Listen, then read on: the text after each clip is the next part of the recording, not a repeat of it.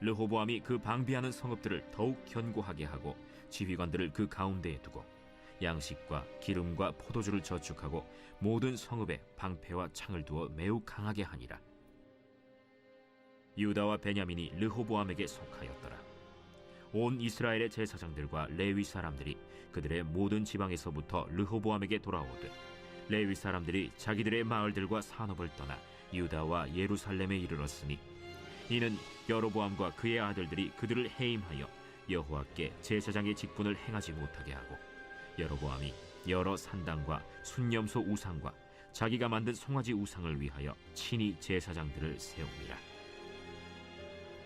이스라엘 모든 지파 중에 마음을 굳게 하여 이스라엘의 하나님 여호와를 찾는 자들이 레위 사람들을 따라 예루살렘에 이르러 그들의 조상들의 하나님 여호와께 제사하고자 한지라. 그러므로 3년 동안 유다 나라를 도와 솔로몬의 아들 르호보암을 강성하게 하였으니 이는 무리가 3년 동안을 다윗과 솔로몬의 길로 행하였습니다. 르호보암이 다윗의 아들 여리못의 딸 마할랏을 아내로 삼았으니 마할랏은 이새의 아들 엘리압의 딸 아비하일의 소생이라. 그가 아들들 곧 여우스와 스마랴와 사함을 낳았으며 그 후에 압살롬의 딸 마아가에게 장가들었더니 그가 아비아와 아떼와 시사와 슬로밋을 낳았더라. 르호보암은 아내 18명과 첩 60명을 거느려 아들 28명과 딸 60명을 낳았으나 압살롬의 딸 마아가를 모든 처첩보다 더 사랑하여 르호보암은 마아가의 아들 아비아를 후계자로 세웠으니 이는 그의 형제들 가운데 지도자로 삼아 왕으로 세우고자 함이었더라. 르호보암이 지혜롭게 행하여 그의 모든 아들을 유다와 베냐민의 온 땅 모든 견고한 성읍에 흩어 살게 하고 양식을 후히 주고 아내를 많이 구하여 주었더라. 르호보암은 자신이 왕이 되었을 때에 아마 부푼 꿈을 가지고 왕위에 올랐을 것입니다.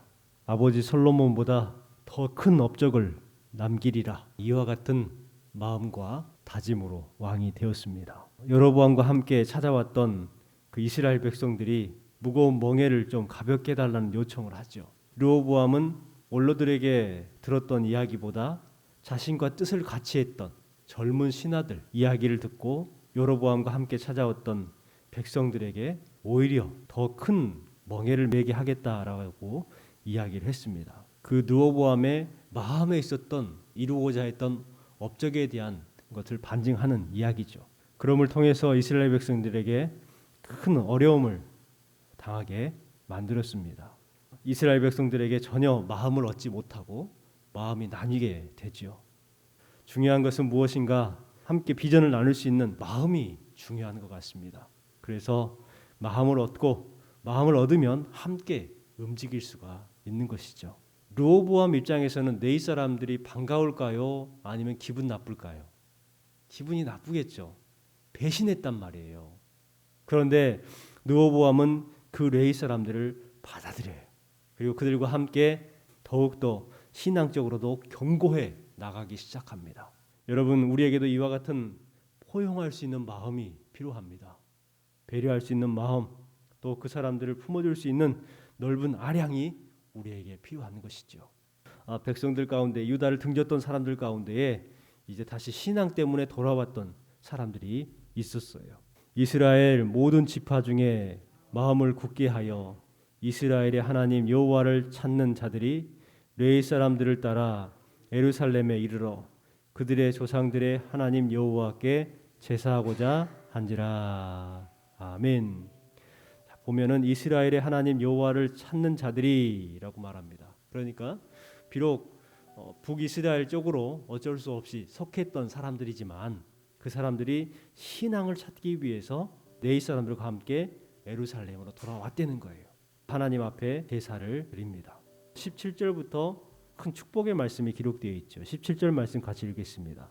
그러므로 3년 동안 나라를 도와 솔로몬의 아들 르호보암을 강성하게 하였으니 이는 무리가 3년 동안을 다윗과 솔로몬의 길로 행하였음이더라. 르호보암에게 큰 부흥의 기회가 있었는데 이것은 나라와 경제와 왕권이 강화됐다는 것을 이야기를 하죠. 3년 동안 유다 나라에 그 사람들이 와서 도왔더니 솔로몬의 아들 르호보암을 강성하게 했습니다. 무리가 3년 동안 다윗과 솔로몬의 길로 행하였다라고 말합니다. 이것은 참 중요한 말입니다. 르호보암이 바른 정치를 했다는 것이죠. 그 바른 정치를 할 수 있었던 것이 뭐냐면 신앙을 찾아서 왔던 사람들과 함께 했을 때 그 사람들의 도움을 통해서 다윗과 솔로몬의 길로 행했고 강성이 됐다는 것을 우리는 알 수가 있습니다. 우리의 마음 가운데에 신앙의 회복이 있다면 분명 하나님께서는 우리의 환경을 보지 아니하고 강성하게 해줄 줄 믿습니다.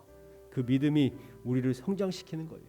르호보암이 참 큰 어려움을 당했습니다. 자신의 왕권도 나라도 모든 것이 다 힘들어진 상황 가운데에 신앙생활을 위해서 목숨을 걸고 내려왔던 사람들과 함께 했을 때에 복을 얻고 강성해졌죠. 여러분, 누구와 함께 하느냐, 이것은 매우 중요합니다. 세상 사람들과 함께하면 우리도 세상 사람들처럼 말하고 행동하게 되어 있는 거예요. 신앙생활을 함께하는 성도들과 함께하면 우리의 말과 행동은 세상적인 말과 행동이 아니라 신앙적인 언어와 행동으로 바뀌게 되는 것입니다. 여러분, 믿음의 사람들과 함께 하시기 바랍니다. 믿음의 사람들과 교제하고 정을 나누고 또 포용하면서 사랑을 나눌 수 있는 그러한 신앙 공동체가 되시기를 주님의 이름으로 축복합니다.